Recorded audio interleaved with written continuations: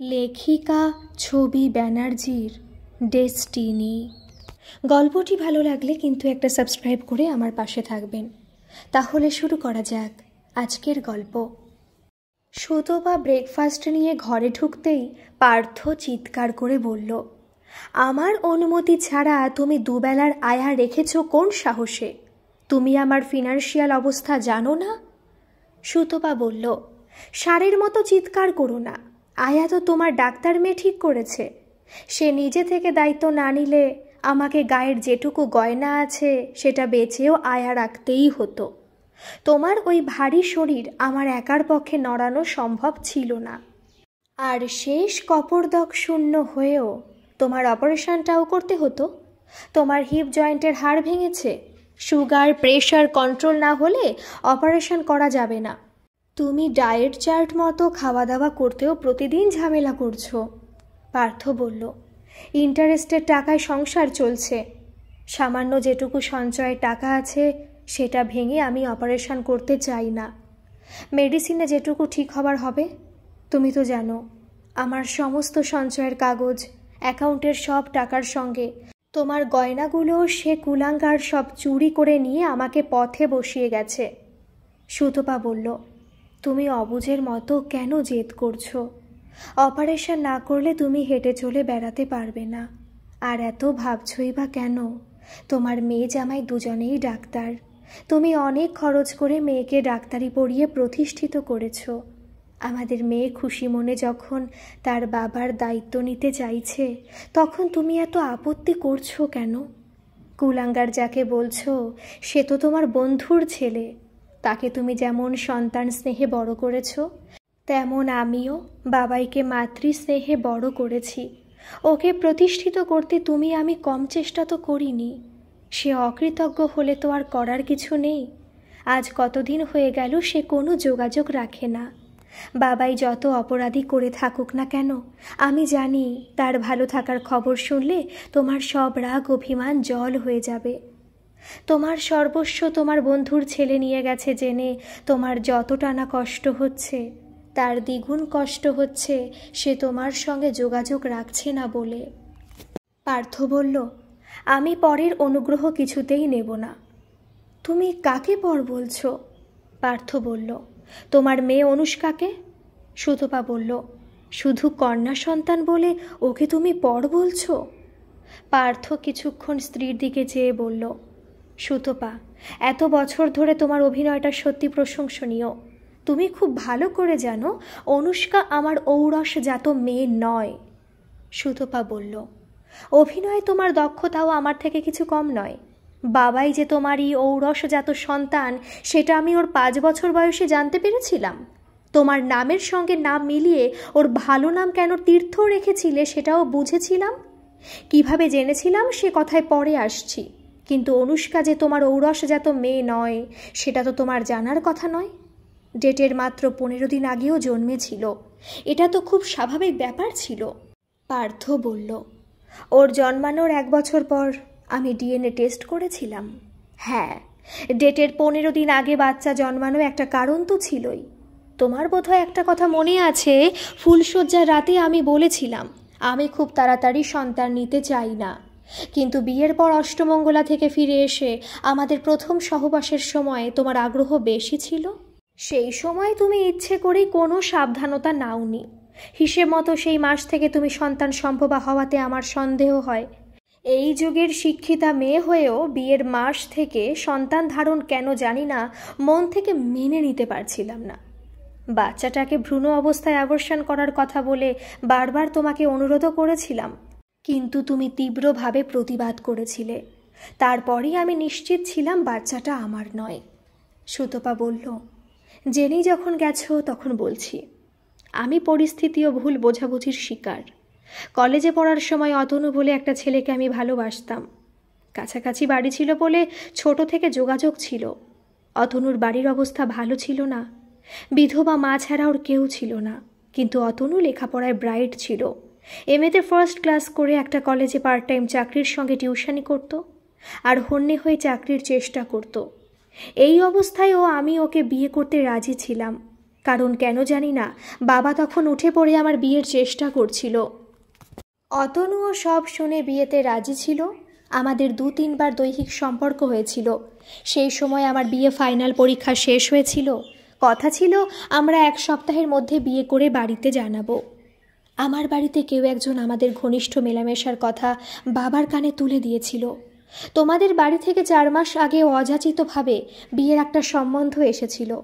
তোমার বাবা মার সঙ্গে তুমিও দেখতে এসেছিলে। সেই সময় আমি মুখ গম্ভীর করে থাকলেও তোমার চোখে মুগ্ধতা দেখেছিলাম। বাবা এই সম্বন্ধে নিমরাজি ছিল, শুধু আমার বিয়ে ফাইনাল পরীক্ষা কমপ্লিট করার পর ভেবে দেখব বলেছিল। আমিও হাঁপ ছেড়ে বেঁচেছিলাম।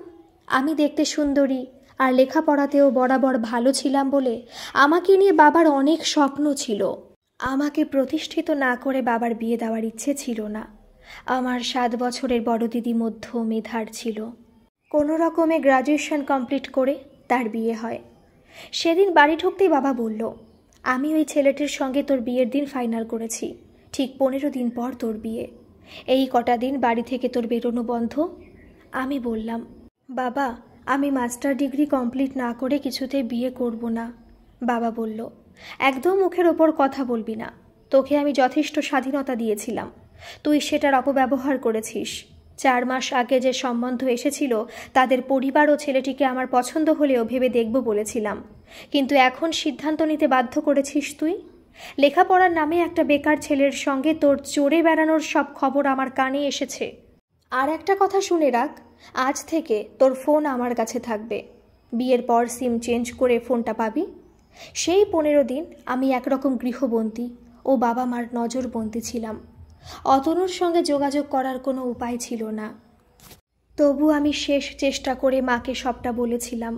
মা বলেছিল অতনু এখনও বেকার, চাকরি পাওয়া অনিশ্চিত, বাড়ির অবস্থাও ভালো নয়।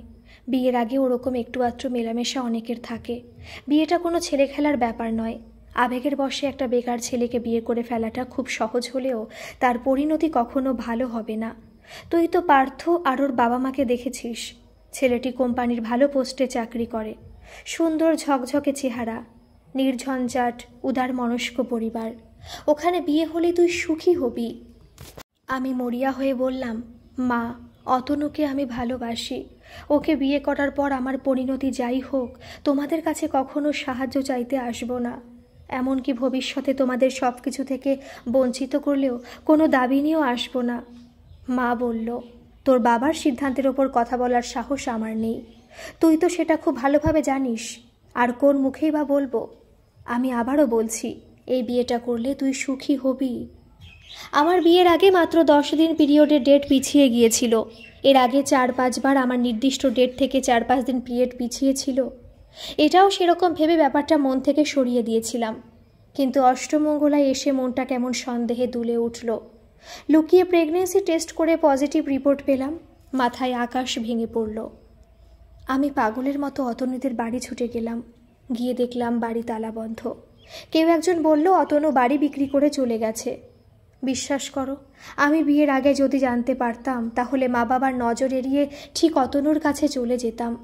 এবার বলো, তারপর আমার কি করার ছিল? আর তার থেকেও বড় প্রশ্ন হলো, তুমি ডিএনএ টেস্ট করে যখন জানলে অনু তোমার মেয়ে নয়, তখন আমাকে ডিভোর্স দিলে না কেন? আসলে তুমি সব জেনেও শুধু নিজের স্বার্থে আমাকে ডিভোর্স দাওনি। অনু জন্মানোর 4 মাস পর তোমার মা হঠাৎ ম্যাসিভ স্ট্রোকে মারা যান। তখন বাবাইয়ের বয়স মাত্র 3 বছর। তাকে মানুষ করে বড় করতে আমি ছাড়া গতি নেই বলেই ডিভোর্স দাওনি। পার্থ বলল, তোমার এই মিথ্যাচারিতায় আমি রাগে অন্ধ হয়ে ডিভোর্সের ডিসিশন নিয়েও পিছিয়ে এসেছিলাম। আচ্ছা সুতপা, তার আগে বলো তো, বাবাই যে আমার সন্তান একথা আমার বাবা মা আর আমি ছাড়া কেউ জানতো না। তোমার তো জানার কথা নয়, তুমি জানলে কি করে? সুতপা বলল, হয়তো কোনোদিনই জানতে পারতাম না। আচ্ছা পার্থ, তোমার মিথ্যাচারিতাও কি ক্ষমার যোগ্য? তবু সবটা জানার পর তোমাকে ঘৃণা করার পরিবর্তে তোমার প্রতি আমার মমতা অনুভব করেছিলাম। তুমি চরিত্রহীন নও এটাও বুঝেছিলাম। ভেবেছিলাম তোমার সব দুঃখ আমি ভালোবাসা দিয়ে ভুলিয়ে দেব।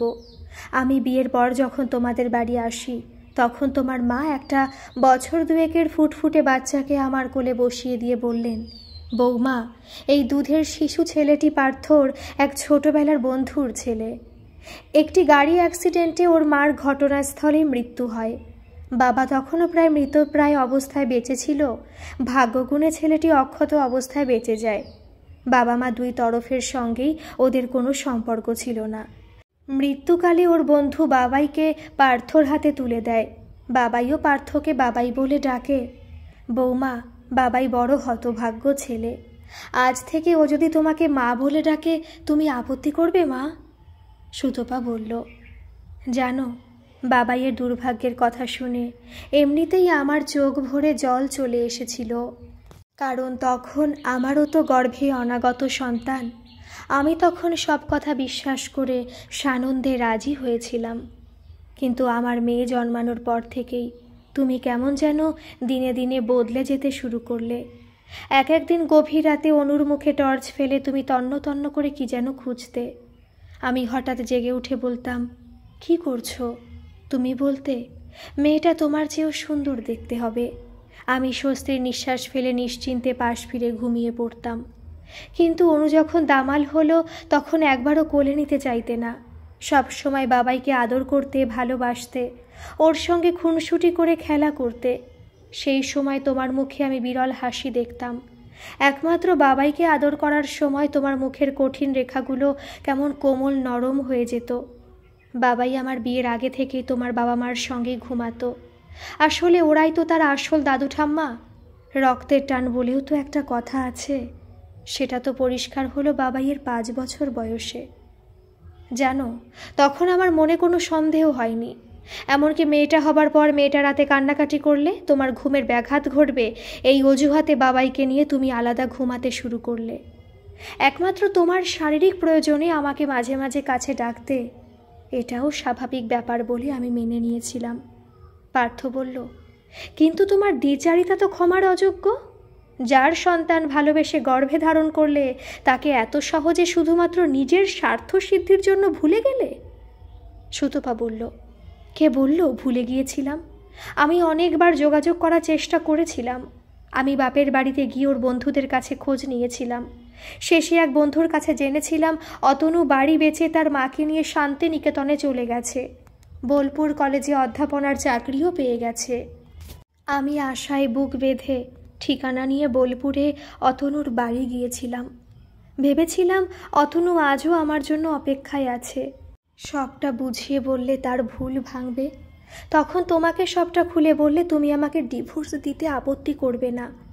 বোলপুরে ওর বাড়িতে নক করতেই একটা সুন্দরী অল্প বয়সী মেয়ে দরজা খুলে আমাকে ভিতরে বসিয়ে কি দরকার জানতে চাইলে আমি বললাম, আচ্ছা, এটা অতনু রায়চৌধুরীর বাড়ি তো? ওনার সঙ্গে আমার দরকার ছিল। মেয়েটি বলল, কিন্তু অতনু তো এখন কলেজে। আমি রমা, অতনুর স্ত্রী। আমি বললাম, আপনাদের কতদিন বিয়ে হয়েছে? রমা বলল, মাত্র 2 মাস। আসলে বিয়েটা অনেক দিন আগেই আমার শাশুড়ি মা আর আমার মা মিলে ঠিক করে রেখেছিল। আমার মা শাশুড়ি মা ছোটবেলার বন্ধু ছিল। শুধু অতনু বিয়েটা নানা অজুহাতে ঠেকিয়ে রেখেছিল। ও অনেক আগে নেট কোয়ালিফাই করেছিল। চাকরি না পাওয়া পর্যন্ত বিয়ে করতে রাজি হচ্ছিল না। মাসখানেক আগে আমার শাশুড়ি মা মারা যান। উনি অসুস্থ ছিলেন বলে বিয়েটা তড়িঘড়ি হয়েছিল। আপনি একটু বসুন, আমি কফি করে অতনুকে ফোন করছি। আপনার নাম? আমি থতমত খেয়ে বললাম, আমার নাম অরুন্ধতী। রমা কফি বানাতে গেলে আমি কিছু না জানিয়ে চলে গেলাম। হিসেব মতো আমার বিয়ে 2.5 মাস আগে হয়েছিল। গোটা রাস্তাটা অতনুর ওপর এক বুক ঘেন্না নিয়ে বাড়ি ফিরলাম। সে আমার বিয়ের আগে আমার যোগাযোগ না করার কারণটা একবারও তলিয়ে ভাবল না। কাপুরুষের মতো কিছু না জানিয়ে মায়ের ঠিক করা মেয়ের সঙ্গে বিয়ে করে নিল। তবু তোমার কাছে মিথ্যে বলবো না, অতনুকে ঘেন্না করলে ওকে ভুলতে আমার সময় লেগেছিল। কিন্তু এখন বুঝতে পারছি তুমি তোমার প্রেমিকাকে আজও ভুলতে পারোনি। আমি তো একটা সময়ের পর স্বামী, সংসার, 2 সন্তান, শ্বশুর শাশুড়িকে নিয়ে সুখী ছিলাম। আমার মেয়ের জন্মের 4 মাস পর তোমার মা হঠাৎ ম্যাসিভ স্ট্রোকে মারা যান। সেই সময় তোমার বাবাইকে নিয়ে তোমার একসঙ্গে শোয়াটা আমার কাছে স্বাভাবিক ছিল। তুমি কিন্তু এখনও আমার প্রশ্নের উত্তর দাওনি। পার্থ বলল, ডিভোর্স দেব ঠিক করেও পিছিয়ে এসেছিলাম শুধুমাত্র বাবাইয়ের কথা ভেবেই নয়, আমি নিজেও আত্মবিশ্লেষণ করে দেখেছিলাম আমার ব্যাকগ্রাউন্ডও কিছু ধোয়া তুলসী পাতা নয়। আমার বাবা মা আর আমি তিনজন মিলেই তোমার সঙ্গে মিথ্যাচার করেছিলাম। বাবাই ততদিন তোমাকে নিজের মা বলে আঁকড়ে ধরেছিল, ছেলেটাকে নতুন করে আবারও মাতৃহারা করব। কিন্তু মানুষের মন বড় জটিল জিনিস। এত ভেবেও তোমার প্রতি আমার টান জন্মালেও তোমার মেয়েকে আমি কোনোদিনই ভালোবাসা তো দূরের কথা সহ্য করতেই পারিনি। নিজের বিবাহিতা স্ত্রীর প্রতি কর্তব্য ও তার সম্মানের কথা ভেবে তোমার মেয়ের লেখাপড়ার আমি ত্রুটি রাখিনি। ভাগ্যের কি নির্মম পরিহাস দেখো। আমার ঔরসজাত সন্তানকে আমি ডাক্তার কিংবা ইঞ্জিনিয়ার করতে চেয়েছিলাম, তাকে গাদা গাদা টিউটর দিয়েছিলাম, কিন্তু ছেলেটা সায়েন্স নিয়ে পড়তেই চাইল না। কলেজে পা দিতে না দিতেই বকে গেল। অথচ তোমার মেয়ে জন্মগত প্রতিভা নিয়ে তরতর করে উন্নতির চূড়ায় বসে একজন সফল ডাক্তার হয়ে গেল। সুতপা বলল, স্বীকার করছি তুমি আমাকে স্ত্রীর মর্যাদা দিয়েছ, কখনো অবহেলা অসম্মান করনি। আর টান, বাড়িতে একটা কুকুর বেড়াল পুষলেও তো তার প্রতি একটা টান জন্মায়। আমার প্রতি তোমার টানটা ঠিক সেই রকম। একই সঙ্গে তোমার ছেলে মায়ের ভালোবাসা নিয়ে বড় হবে আর তোমার নিজেরও শারীরিক চাহিদা মিটবে, এই ভেবেই আমাকে ডিভোর্স দাওনি। অথচ এত বছর ধরে তোমার প্রতি আমি একনিষ্ঠ ছিলাম, আমার অজান্তে তোমাকে ভালোবেসেছিলাম। কিন্তু আজ মনে হচ্ছে তোমার বাবা মা আর তুমি তোমাদের স্বার্থের জন্য আমাকে ব্যবহার করেছো। বিয়ের পরই আমি বাবাইকে নামানো, খাওয়ানো, গল্প বলে ঘুম পাড়ানোর সব দায়িত্ব হাসি মুখে নিয়েছিলাম। বাবাই তোমার নিজের ছেলে এটা জানার আগেও নিয়েছিলাম, জানার পরও নিয়েছিলাম। আসলে এতদিন পর্যন্ত আমি জানতাম অনুর জন্ম বৃত্তান্ত তুমি জানো না। তাই লেখাপড়ার কারণে তুমি যখন তাকে নির্মমভাবে শাসন করতে, ছড়ি দিয়ে মেরে গায়ে কালশিটে ফেলে দিতে, তখনও তোমাকে আমি সন্তানের প্রতি কর্তব্য পরায়ণ একজন বাবা ভাবতাম। হিসেব মতো সব জেনে তো তোমার আমাকে ঘৃণা করা, অবহেলা করার কথা। আমি নিরুপায় হয়ে তোমাকে ঠকিয়েছিলাম, কিন্তু আমার মেয়েটা তো তোমাকে ঠকায়নি। শিশু তো ভগবানের মতো পবিত্র, ফুলের মতো সুন্দর হয়। সেই নিষ্পাপ শিশুর ওপর যখন তুমি নির্মমভাবে প্রতিশোধ নিতে, তখনও আমি ভাবতাম তুমি আদর্শ বাবার কর্তব্য করছো। অথচ মেয়েটা সব ভুলে তোমার পায়ে পায়ে ঘুরঘুর করত। ভুলেও এক আধবার মিষ্টি কথা বললে মেয়েটা বিগলিত হয়ে যেত। হয়তো পরোক্ষভাবে মেয়ের ডাক্তার হবার পিছনে তোমার এই ভূমিকাটা ওর কাজে লেগেছে। পার্থ বলল, তুমি কিন্তু আমার প্রশ্নের এখনো উত্তর দাওনি। সুতপা বলল, বাবাইয়ের যখন 5 বছর বয়স, তখন একদিন দুপুরে তোমার নামে একটা রেজিস্ট্রি খাম আসে, ওটা আমি সই করে নিয়েছিলাম। পার্থ বলল, আমার নামে রেজিস্ট্রি খাম? কই, সে খামটা তো আমি পাইনি। সুতপা বলল, সেই খামটাই তো আমি কৌতূহল বশত পড়ে তোমার অতীতের কাহিনীটা জানতে পেরেছিলাম। তার মানে তুমি খামটা আমার থেকে এত বছর ধরে লুকিয়ে রেখেছিলে? কি লেখা ছিল সেই খামে, আর কে পাঠিয়েছিল? খামটা দিল্লি থেকে তোমার সঙ্গে 3 বছর ধরে লিভ-ইন করা প্রেমিকা উর্মি পাঠিয়েছিল, যার গর্ভে আর তোমার ঔরসে বাবাই ওরফে তীর্থর জন্ম।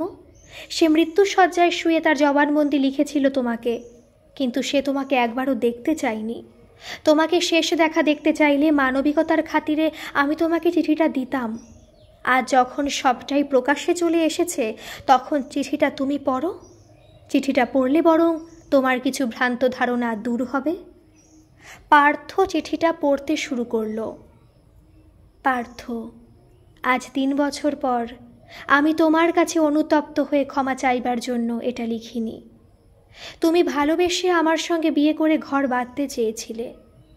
আমার সঙ্গে লিভ-ইন করছো জেনেও তোমার বাবা মাও এই বিয়েতে মত দিয়েছিলেন, কিন্তু আমি তো কখনো বিয়ের মতো বন্ধন চাইনি।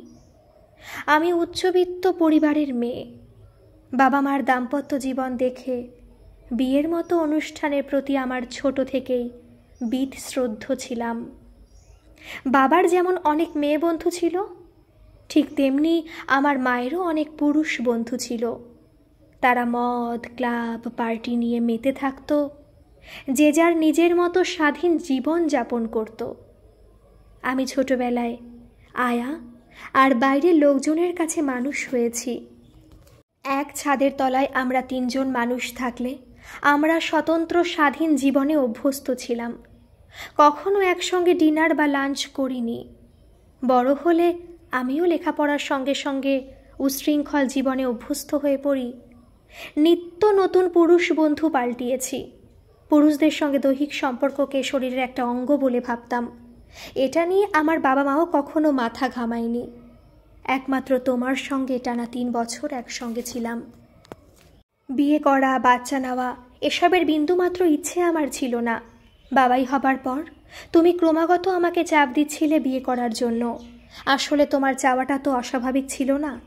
তুমি ছোটবেলা থেকে তোমার বাবা মার ভালোবাসা দেখে বড় হয়েছ। বিয়েকে তুমি একটা পবিত্র বন্ধন বলে মনে করতে। তাই আমাকে ভালোবেসে বিয়ে করে তুমি ঘর বাঁধতে চেয়েছিলে। কিন্তু আমার তো একটা পুরুষের সঙ্গে দীর্ঘদিন থাকা সম্ভব ছিল না। বড্ড একঘেয়ে লাগছিল তোমাকে। তাই 1 বছরের বাবাইকে ছেড়ে, তোমাকে ছেড়ে একদিন আমি চলে গেলাম। এই 3 বছরে আমি 3টে পার্টনার চেঞ্জ করে 4 নম্বর পার্টনারের সঙ্গে মুম্বাইয়ে লিভ ইন করছিলাম। শরীরের ওপর যথেষ্ট অত্যাচার করেছি। তাই শরীরে একদিন প্রতিশোধ নিল। মারণ ব্যাধিতে আক্রান্ত হলাম। এই পার্টনার সংবেদনশীল ছিল। সে আমার রাজকীয় চিকিৎসা করেছিল, কিন্তু ডাক্তার কিছু করতে পারলেন না। আমি পরিচিত কারোর সঙ্গে দেখা করে কারোর করুণা নিতে চাইনি। এমনকি আমার বাবা মার সঙ্গেও দেখা করতে চাইনি। আমি ভালোবাসা, বন্ধন এসব শব্দের মানেটাই জানি না। তাই আমার কোনো অনুশোচনাও নেই। তবে মৃত্যুশয্যায় শুয়ে ক্ষীণ একটা নারীর বন্ধন চেতন ও অর্ধচেতন মনে বারবার উকি দিয়ে যাচ্ছে। তোমার কাছে আমার একটাই অনুরোধ, বাবাই তোমার ঔরসজাত সন্তান। তাকে তোমার আদর্শে তুমি মানুষ করো। তোমাদের ভালোবাসার সংসারে আমার জিনের প্রভাব তার ওপর পড়তে দিও না। ইতি, উর্মি।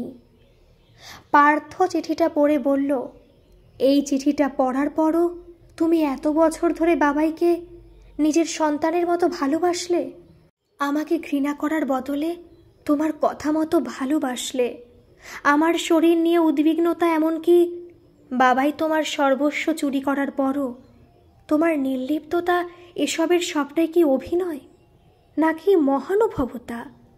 আজ বুঝতে পারছি বাবাইয়ের রক্তেই উশৃঙ্খলতা ছিল। তাই আমি 1000 চেষ্টা করেও ওকে মানুষ করতে পারিনি। সুতপা বলল, তোমার কথার উত্তরে বলি, আমি একজন স্ত্রীর কর্তব্যবোধ, একজনের মায়ের মমত্ববোধ থেকে ভালোবেসে এসব করেছি। শেষ পর্যন্ত একজন মা হিসাবে আমি কিন্তু একটা সন্তানের ক্ষেত্রে অসফল হয়েছি। এর জন্য তুমি দায়ী। পার্থ বলল, আমি দায়ী? একবার ভেবে দেখো, বাবাইকে তুমি অল্প বয়স থেকে অবাধ স্বাধীনতা দিয়েছিলে।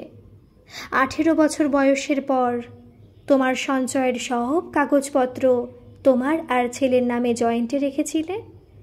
সেই সব কাগজপত্র সব বাবাইয়ের আলমারির মধ্যেই রেখে দিতে। এমনকি এই ফ্ল্যাটটা পর্যন্ত ছেলের নামে গোপনে দানপত্র করে দিয়েছিলে।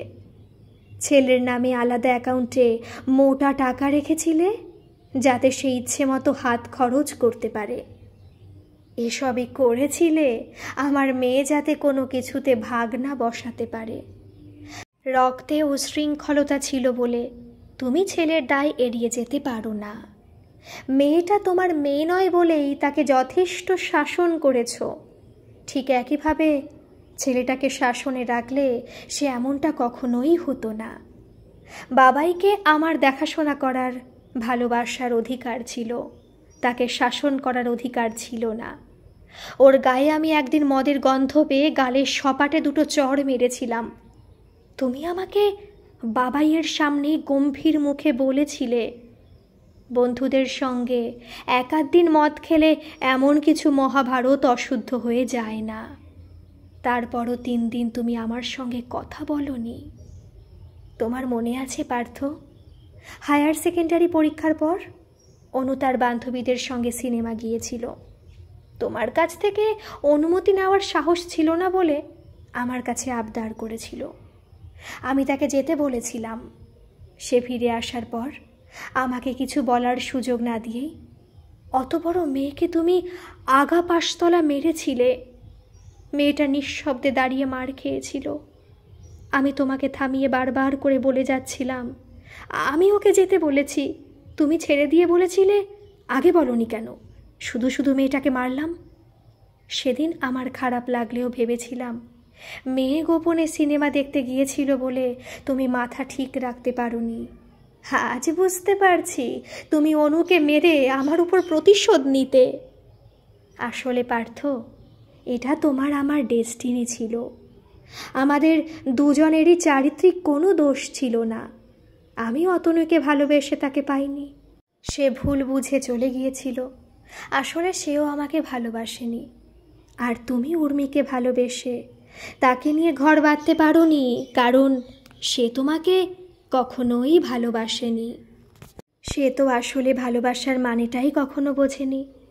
তোমার ঔরসজাত সন্তান তোমার সঙ্গে বেইমানি করল, আর অনু তোমার মেয়ে না হয়েও তোমাকে আজ অন্ধের মতো বাবা বলে ভালোবাসে, হাসি মুখে তোমার দায়িত্ব নিতে চায়।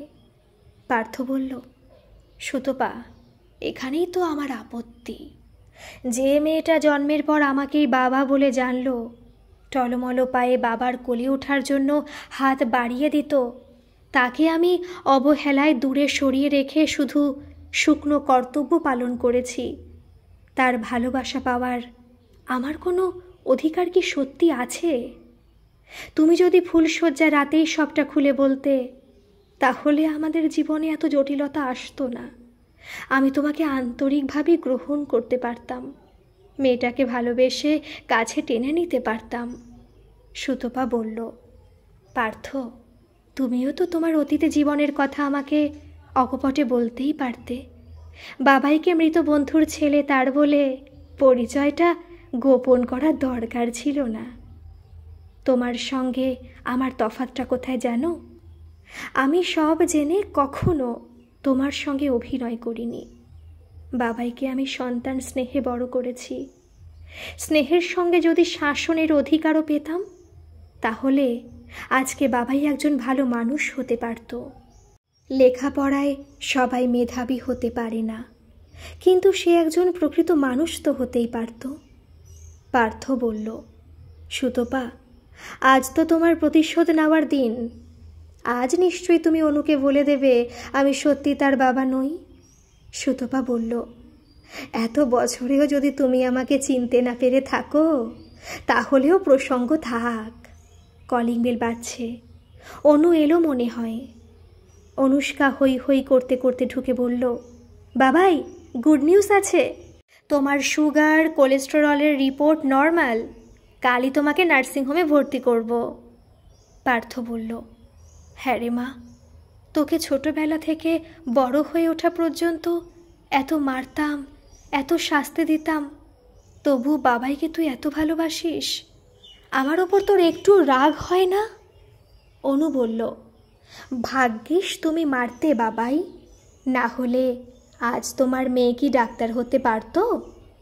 আমি যা একখানা ফাঁকিবাজ মেয়ে ছিলাম, বাবাই, তুমি আমাকে ভালোবাসতে বলেই তো শাসন করতে। পার্থ একটা দীর্ঘশ্বাস ফেলে বলল, ভালোবাসতাম। সুতপা বলল, অবশ্যই ভালোবাসতে, না হলে ডাক্তারি পড়ার মতো ব্যয়বহুল খরচ তুমি করতে চাইতে। পার্থ, কর্তব্যের আর একটা নামও কিন্তু ভালোবাসা। আজ তুমি মেয়ের ভালোবাসা নিঃসংশয় গ্রহণ করো। পার্থ বলল, কিন্তু অপারেশন করতে তো মোটা টাকা খরচ হবে রে, মেডিসিনে সারবে না? অনু বলল, না সারবে না বাবাই, অপারেশন না করলে তুমি হাঁটবে কী করে? আর টাকা পয়সার কথা একদম বলবে না। ছোটবেলায় একদিন তোমার হাতে প্রচুর মার খেয়েছিলাম, এবার আমার অবাধ্য হলে আমি কিন্তু ভীষণ বকবো। একদিন তোমরা আমাদের জন্য চিন্তা করেছো, দায়িত্ব নিয়েছো। এখন দাদা ভাইয়ের খোঁজ না পাওয়া পর্যন্ত তোমাদের সব দায়িত্ব আমার আর তোমার জামাইয়ের। তবে আমি জানি দাদা ভাই নিশ্চয়ই ভালো আছে। সে তার ভুল বুঝতে পেরে একদিন ঠিক ফিরে আসবে। তুমি অনুমতি দিলে আমি খবরের কাগজে বিজ্ঞাপন দেব। আর অপারেশনের পর আপাতত 3 মাস তোমরা আমাদের সঙ্গে থাকবে। তোমরা থাকবে তো বাবাই? পার্থ বলল, থাকবো রে মা। প্রকৃত ভালোবাসার মানেটা আমি বড় দেরিতে বুঝলাম।